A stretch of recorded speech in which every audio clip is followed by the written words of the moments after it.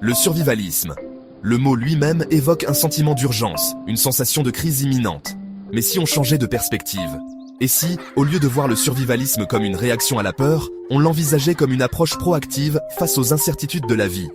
Plutôt que d'être pris au dépourvu, le survivalisme nous équipe des connaissances, des compétences et des ressources nécessaires pour naviguer les défis avec résilience. Il s'agit d'être préparé, non pas parce qu'on attend le pire, mais parce qu'on comprend qu'être prêt nous permet d'affronter l'inconnu avec confiance.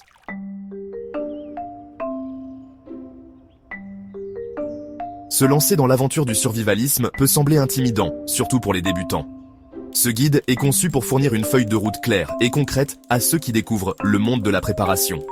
De l'évaluation des risques potentiels à la constitution d'un kit de survie de base, nous aborderons les éléments essentiels de manière simple à comprendre et encore plus facile à appliquer. Il s'agit de vous donner les moyens d'affronter l'imprévu, non pas avec peur, mais avec confiance et un sentiment d'être prêt.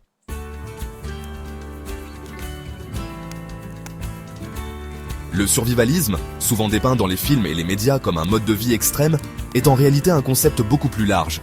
Il ne s'agit pas seulement de construire des bunkers souterrains ou de stocker des années de provisions. Au fond, le survivalisme est un état d'esprit, une façon d'aborder la vie avec un sens accru de la conscience et de la préparation. Les survivalistes acceptent cette réalité, non pas avec peur, mais avec un esprit proactif. Ils comprennent qu'en prenant des mesures pratiques pour se préparer, ils peuvent atténuer les risques et augmenter leurs chances de surmonter les défis avec succès. Il s'agit de développer des compétences et d'acquérir des connaissances qui peuvent s'avérer précieuses en temps de crise ou de perturbation.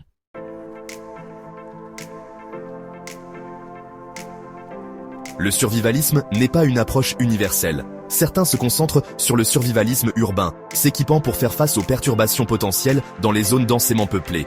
Ils pourraient privilégier des compétences comme la filtration de l'eau, les premiers secours et l'autodéfense, ainsi que le stockage de fournitures essentielles. D'autres sont attirés par le bushcraft ou la survie en milieu sauvage, s'immergeant dans la nature et apprenant à vivre de la terre. Ils perfectionnent leurs compétences en construction d'abris, en allumage de feu, en cueillette et en chasse, adoptant un mode de vie plus minimaliste et autosuffisant. Quel que soit le positionnement sur le spectre du survivalisme, le principe sous-jacent reste le même, être préparé aux défis imprévus. Il s'agit de prendre des mesures proactives pour assurer sa sécurité, son bien-être et sa capacité d'adaptation aux circonstances changeantes.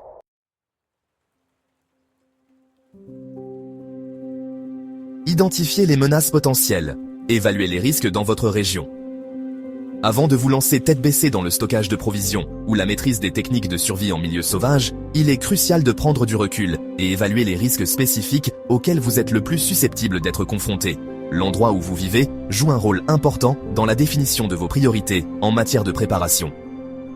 Êtes-vous dans une zone sismique, une zone cyclonique ou une zone sujette aux feux de forêt? Comprendre le potentiel de ces événements est essentiel pour développer des stratégies d'atténuation appropriées. Bien qu'il soit impossible de prédire l'avenir avec certitude, comprendre le contexte historique et les risques potentiels de votre région constitue une base solide pour une préparation éclairée. Par exemple, à Paris, les risques d'inondation de la Seine sont à prendre en compte.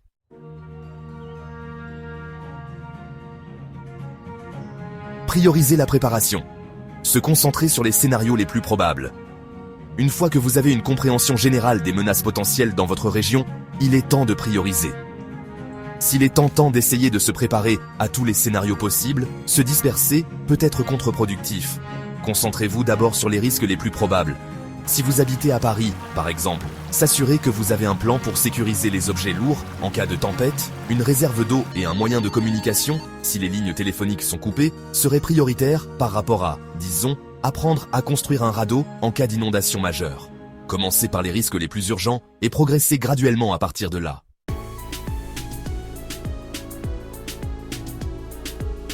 Adaptez votre approche, les facteurs qui façonnent votre profil de risque.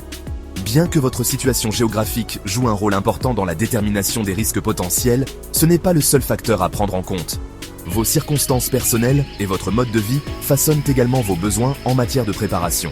Si vous avez une famille, vos préparatifs seront différents de ceux d'une personne vivant seule. Tenez compte des besoins spécifiques de chaque membre de la famille, y compris les jeunes enfants, les parents âgés ou les personnes handicapées ou ayant des problèmes de santé. Votre situation de logement influence également votre approche de la préparation. Vivre en appartement à Paris nécessitera une approche différente que vivre en maison individuelle en banlieue.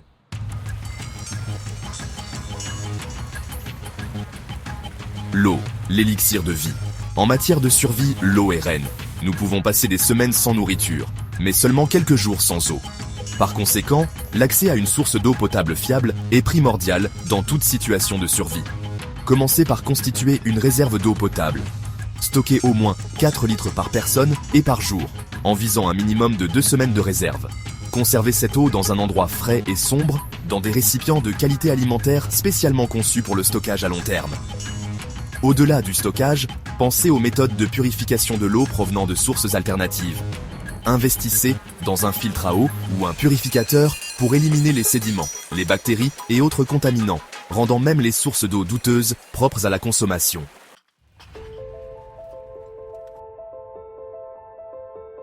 La nourriture, alimentez votre résilience. Bien que n'étant pas aussi immédiatement critique que l'eau, la nourriture est essentielle pour maintenir son niveau d'énergie, sa force physique et sa clarté mentale lors d'urgences prolongées. Lorsque vous planifiez vos réserves alimentaires, privilégiez les aliments non périssables à longue durée de conservation. Pensez au riz, aux haricots, aux lentilles, à l'avoine, aux fruits secs, aux noix, aux conserves et au miel. Ces aliments sont riches en calories et en nutriments et peuvent être stockés pendant de longues périodes sans réfrigération. Choisissez des aliments que votre famille apprécie et a l'habitude de manger. Tenez compte des besoins alimentaires et des allergies lorsque vous faites vos choix. Faites régulièrement tourner votre stock de nourriture en utilisant un système première entrée, première sortie pour minimiser le gaspillage.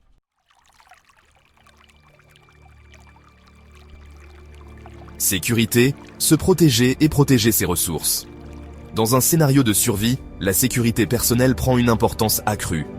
Lorsque les besoins de base ne sont pas satisfaits, le désespoir peut conduire à des troubles sociaux et à une augmentation de la criminalité. Commencez par évaluer la sécurité de votre domicile. Renforcez les portes et les fenêtres, installez des détecteurs de mouvement et envisagez un système de sécurité si votre budget le permet. L'apprentissage de techniques d'autodéfense de base peut également constituer une couche de protection supplémentaire. N'oubliez pas que l'objectif n'est pas de devenir un héros d'action, mais de développer les compétences et la confiance nécessaires pour dissuader les menaces potentielles et vous protéger si nécessaire. Soyez attentifs à votre environnement, évitez les zones à haut risque, surtout la nuit, et fiez-vous à votre instinct.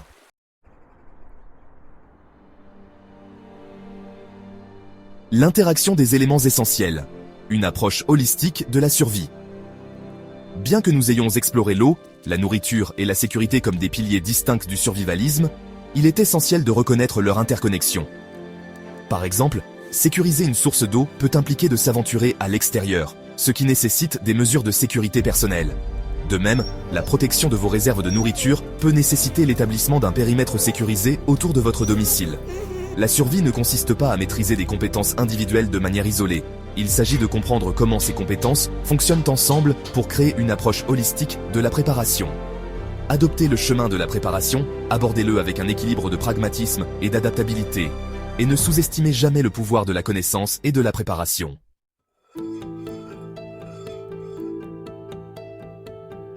La lame aux multiples facettes, votre fiable couteau de survie. Un couteau de survie de haute qualité est sans doute l'outil le plus essentiel de l'arsenal de tout survivaliste. C'est un compagnon polyvalent qui peut être utilisé pour un large éventail de tâches, des plus banales aux plus vitales. Lorsque vous choisissez un couteau de survie, tenez compte du matériau, de la longueur et de la conception de la lame. Les lames en acier au carbone sont réputées pour leur durabilité et leur capacité à conserver leur tranchant, mais elles sont sujettes à la rouille si elles ne sont pas entretenues correctement. Les lames en acier inoxydable, bien que moins faciles à aiguiser, offrent une excellente résistance à la corrosion. La longueur de la lame est une question de préférence personnelle, mais une lame entre 10 et 15 cm offre un bon équilibre entre polyvalence et portabilité. Recherchez une construction pleine soie, où l'acier de la lame s'étend sur toute la longueur du manche, offrant une résistance et une durabilité supérieures.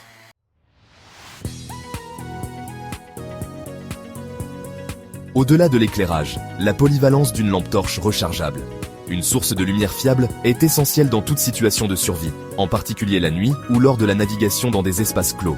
Si une lampe de poche traditionnelle alimentée par des piles jetables suffira, envisagez d'investir dans une lampe de poche rechargeable pour une préparation à long terme. Les lampes de poche rechargeables offrent plusieurs avantages, notamment des économies à long terme, une réduction des déchets provenant des piles usagées et la commodité de ne pas avoir à dépendre d'un stock de piles jetables. Recherchez une lampe de poche avec plusieurs réglages de luminosité, y compris un mode basse consommation pour économiser la batterie et une sortie à haut lumen pour éclairer des zones plus vastes.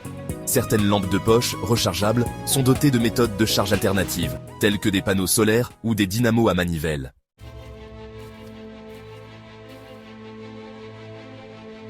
Se lancer dans votre aventure de préparation, 5 étapes pour commencer.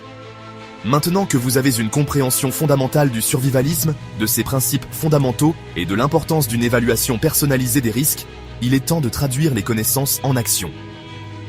Ces 5 étapes vous guideront dans votre parcours de préparation en vous fournissant une feuille de route claire à suivre. Première étape, évaluez vos risques. Repensez aux menaces potentielles dont nous avons parlé précédemment et identifiez celles qui sont les plus pertinentes pour votre situation géographique, votre situation de logement et vos circonstances personnelles. Tenez compte des catastrophes naturelles, des pannes d'infrastructures potentielles, des ralentissements économiques et des troubles sociaux. Deuxième étape, sécurisez l'essentiel. Commencez par constituer vos réserves d'eau et d'aliments non périssables. Visez un approvisionnement de 2 semaines, en l'augmentant progressivement au fur et à mesure que votre budget le permet. Constituez une trousse de premiers secours de base, en vous assurant qu'elle contient les médicaments essentiels, les bandages, les antiseptiques et les analgésiques. Troisième étape, renforcez la sécurité de votre domicile. Prenez des mesures pour rendre votre domicile plus sûr, à la fois pour dissuader les menaces potentielles et pour vous procurer un sentiment de sécurité et de tranquillité d'esprit. Renforcez les portes et les fenêtres, installez des détecteurs de mouvement et envisagez un système de sécurité si possible.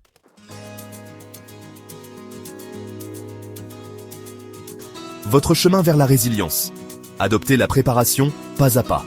Pour conclure cette exploration du survivalisme, rappelez-vous que la préparation ne consiste pas à prédire l'avenir. Il s'agit de vous équiper pour faire face à l'inconnu avec confiance et résilience. Il s'agit de prendre la responsabilité de votre bien-être, pour vous-même et pour ceux qui vous sont chers. Il s'agit de passer d'une position de réactivité à une position de préparation proactive. Les étapes que nous avons décrites, évaluez vos risques, sécurisez les fournitures essentielles, renforcez la sécurité de votre domicile, développez des compétences pratiques et préparez un sac d'évacuation, ne sont pas conçues pour être accablantes, mais pour vous donner du pouvoir. Commencez petit, concentrez-vous sur une étape à la fois et progressez graduellement à partir de là. Entrez en contact avec d'autres personnes qui partagent votre intérêt pour la préparation. Partagez vos connaissances, échangez des idées et apprenez des expériences des uns et des autres. N'oubliez pas que le chemin du survivalisme ne consiste pas à vivre dans la peur, mais à adopter un état d'esprit d'autonomie, de débrouillardise et d'adaptabilité.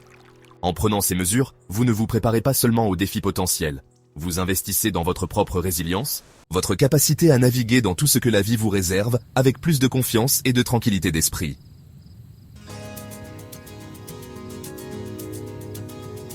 Voilà, vous avez maintenant les bases pour bien démarrer votre préparation survivaliste.